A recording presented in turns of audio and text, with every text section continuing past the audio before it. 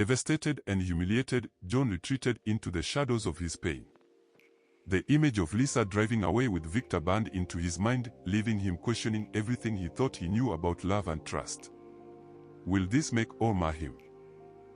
How could she do this to me? I gave her everything. My heart, my time, my trust. Was it all a lie?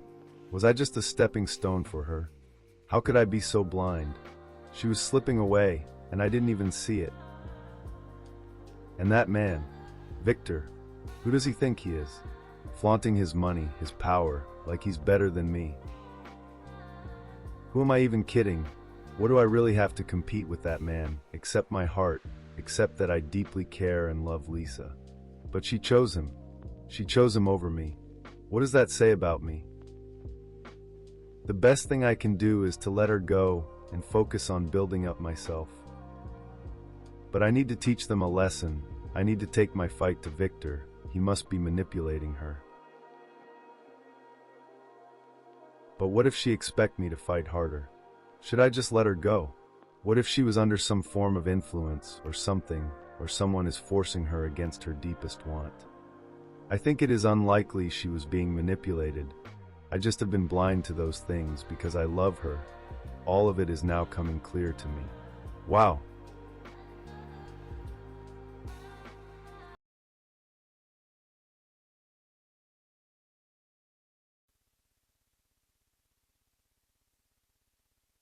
Just like the popular saying in Nigeria, every day is for the thief but one day is for the owner. Meaning no matter how smart a thief gets, he is destined to make mistake, and little mistakes is all it takes to be found.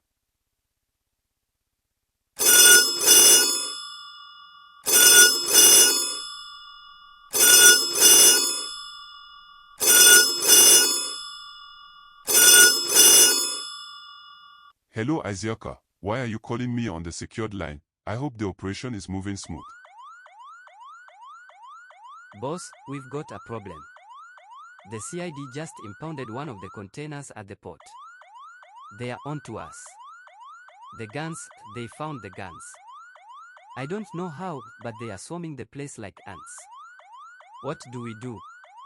We can't let them take it all. They will trace it back to us. Calm down. Losing your head won't fix this. Listen to me carefully, those containers are worth millions. We can't let the CID take them. Tell the men on the ship to engage. No witnesses.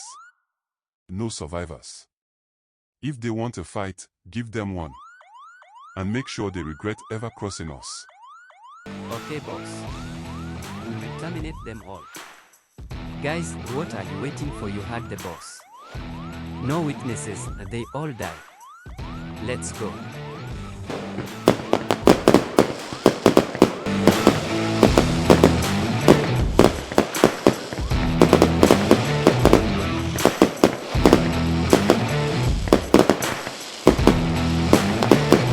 The port erupts into chaos as Victor's men open fire on the CID officers.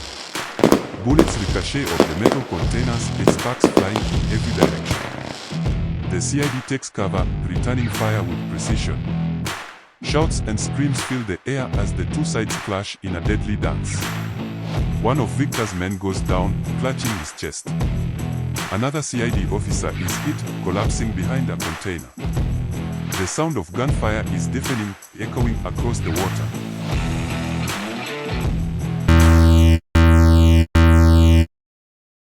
Hello, Commander. We've got 5 of them alive. The rest are dead. Over. Good job, Lieutenant.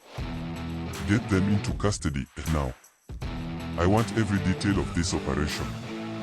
Who they work for, where the guns were headed, everything. Get them into the interrogation room as soon as possible. Over. As the CID officers begin to move the captured men, a single shot rings out. One of the captives collapses, a bullet through his head. Before anyone can react, another shot. Then another. In a matter of seconds, all 5 men are down, their bodies lifeless on the cold concrete. The CID scrambles for cover, shouting into their radios. But the sniper is already gone, vanishing into the shadows as quickly as he appeared.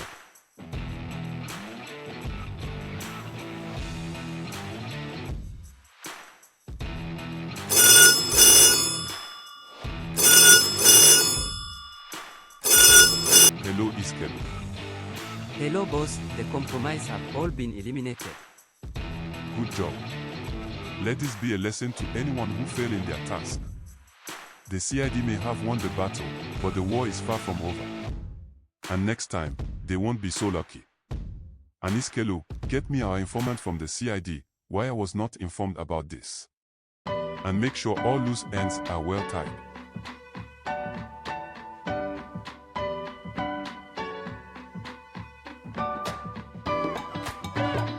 In the world of the powerful, peace is fleeting, and danger is always just around the corner.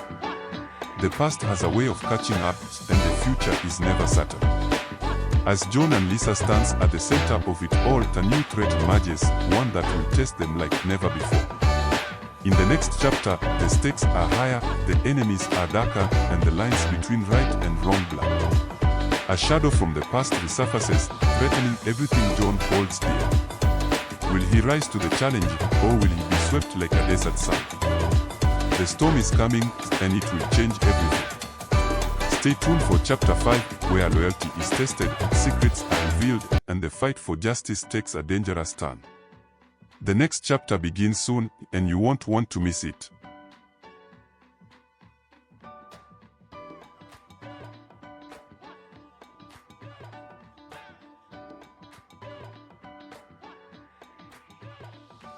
Victor, tonight you pay for what you did to me. 6 years of humiliation, 6 years of pain. You took everything from me, my pride, my love, my future. But tonight, I take it all back. No more running, no more hiding. It ends here. Hey, you. What's in your jacket? Hands where I can see them. Now. Get your hands off me. You don't know who you're messing with. A gun. You're dead meat, pal. Boss is gonna love this. Let's go. You think I'm scared of you? Or Victor? Tell him I'm coming for him. Tell him John is here to settle the score. Who sent you? Talk, or this is going to get a lot worse for you. Go to hell. I'm not telling you anything. You've got a big mouth for someone tied to a chair. Who are you working for? Sid. Rivals. Talk. I work for myself. Victor took everything from me. My life, my love, my dignity. This is personal. Personal, You think you're the first guy to come here with a grudge. Boss has enemies everywhere. But guess what? They all end up the same way, dead. Then kill me. You think I am alone. One way or the other his empire will crumble. I'm not the only one coming for him. Coming for him, Now you are talking. I thought you were acting tough. Guys, bring me the scissors. Next it goes inside one of your eyes if you do not talk.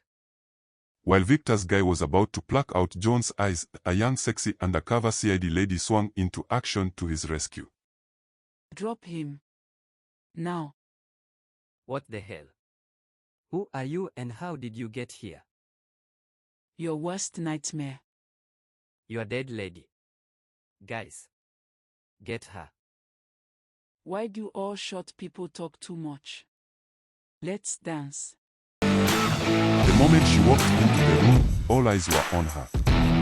Dressed in a sleek, form-fitting black dress that shimmered under the dim lights, her stiletto heels clicking confidently against the floor, she exuded an air of effortless elegance. To the three men lounging by the bar, she was nothing more than a distraction, a pretty face to mock and underestimate. They exchanged smirks, their laughter dripping with arrogance as they sized her up. Little did they know, she was the storm they never saw coming. With a nod and a crude joke, the men decided to make their move. All three rushed toward her, their intentions clear. But as the first one lunged, she moved like lightning. Her heel came down hard on his foot, and before he could even cry out, a sharp elbow to his jaw sent him crumpling to the ground. The second man swung wildly, but she ducked with ease, her dress swirling around her like a shadow. In one fluid motion, she grabbed his arm, twisted it behind his back, and slammed him face first into the bar. The sound of shattering glass echoed through the room as bottles toppled to the floor. The third man hesitated, his bravado faltering as he watched his friends fall. But it was too late for him to back down. With a roar, he charged at her, only to meet the sharp edge of her stiletto as she spun around, delivering a devastating kick to his chest. He stumbled backward, crashing into a table and collapsing in a heap. The room fell silent, save for the faint groans of the unconscious men scattered at her feet. She straightened her dress, barely out of breath, and glanced down at the men with a look of cold disdain. They had underestimated her, mistaking her beauty for weakness. But as they lay there, unconscious and defeated, they learned the hard way she was anything but weak. Who are you? Am I hallucinating? Is this how death feels? You're the angel that came to take me home, I see. Well, you look pretty much alive as I can tell. You do not look dead to me. You should keep your strength though. Can you walk? Barely. Why are you helping me? Because Victor's my target too. Now let's move, before more of his goons show up. As Victor's goons were all over the place searching for the two of them, Sarah had to sneak John to her house, where she laid him on his back on her bed. Who are you? Really? And why did you save me? I'm Sarah. CID, undercover. I've been embedded in Victor's organization for months, gathering evidence. He's not just a club owner, he's Idom Mokonoki, the topmost wanted criminal in Nigeria. He is the mastermind behind arms trafficking to Boko Haram, ISWAP, and other terrorist groups. This case is bigger than you, John. Why were you after him? You've lost a lot of blood. We cannot get to the hospital now. I have some bandages at home. Let's see if I can fix you up. Thank you, Sarah. Thank you for coming when you came. What was I thinking? Now we are here. Drag your leg up and rest your back on the bed. You can tell me your story while I stitch you up.